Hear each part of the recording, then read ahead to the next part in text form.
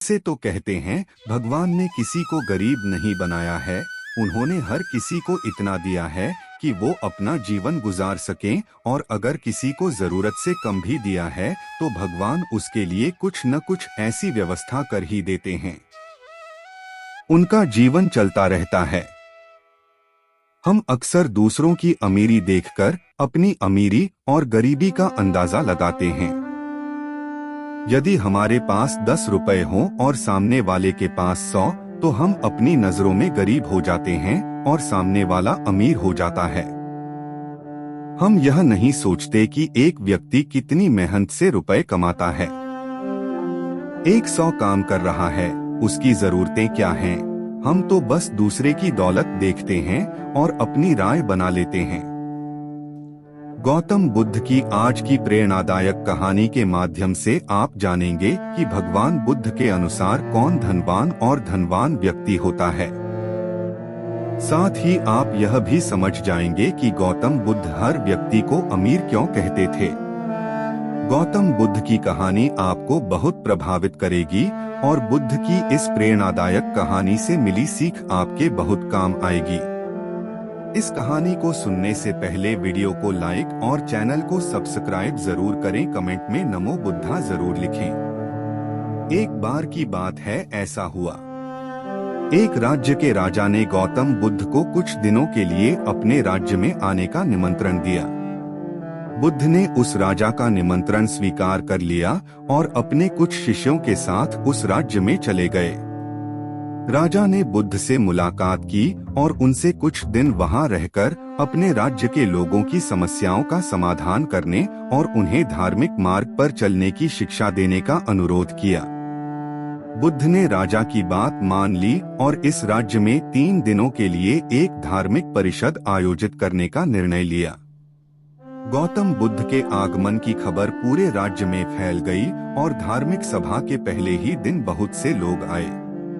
उसी राज्य के चौराहे पर एक भिखारी बैठा रहता था। उसे भी गौतम बुद्ध के आने की खबर थी, लेकिन वह सोचने लगा कि धर्मसभा में जाकर और यहाँ बैठकर उसे क्या मिलेगा। जैसे जैसे लोग आएंगे वे मुझे भिक्षा में कुछ न कुछ अवश्य देंगे। पहले दिन कई लोग आए और इस भिखारी ने अच्छी खासी कमाई की। अगले दिन फिर वही क्रम जारी रहा। भिखारी ने भीख मांगने के साथ साथ यह भी देखा कि धार्मिक सभा में जाते समय लोग उदास और दुखी हो रहे थे और उन्होंने उसे कुछ दिया भी नहीं। जब वह बुद्ध से मिलकर वापस आता है तो बहुत खुश दिखता है और खुशी खुशी भिक्षा भी देता है। यही सोचते सोचते दूसरा दिन भी बीत गया। तीसरे दिन जब बहुत कम लोग आए तो भिखारी परेशान हो गया। उसने कमाई नहीं की। उसने सोचा कि बुद्ध तो सबकी समस्याओं का समाधान दे रहे हैं, तो क्यों न मैं भी उनके पास जाऊं और अपनी गरीबी दूर करने का उपाय पूछूं। ऐसा सोचकर वह भी धर्मसभा में गया, लेकिन वहां लंबी कतार थी। बड़ी मुश्किल से उनकी बारी आई। बुद्ध के पास पहुंचकर उसने प्रणाम किया और कहा, प्रभु, इस गांव में सभी लोग सुखी हैं और सभी लोग धनवान तथा सुख सुविधा संपन्न हैं, फिर मैं गरीब क्यों हूँ? तुम गरीब हो क्योंकि तुम हमेशा दूसरों से मांगते रहते हो लेकिन कभी किसी को कुछ नहीं देते हो। भगवान बुद्ध ने उस भिखारी को देखा।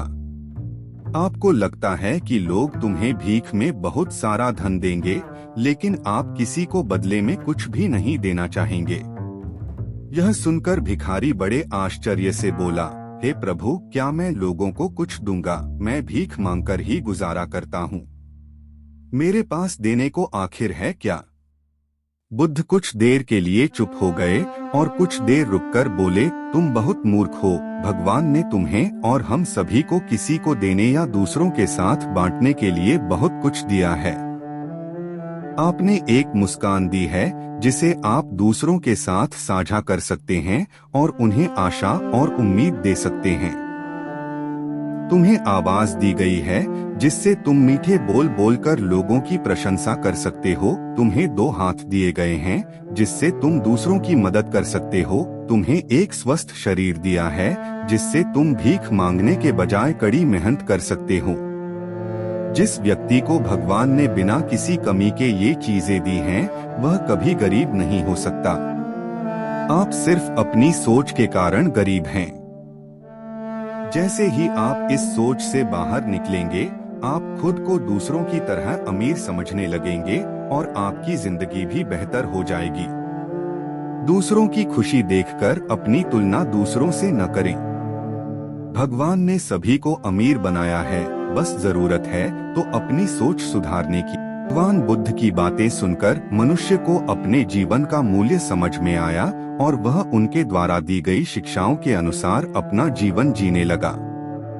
जब हम सभी अपनी तुलना दूसरों से करते हैं या दूसरों को खुश देखते हैं, तो हमें लगता है कि हमारी जिंदगी खराब है और बाकी सब मजे कर रहे हैं।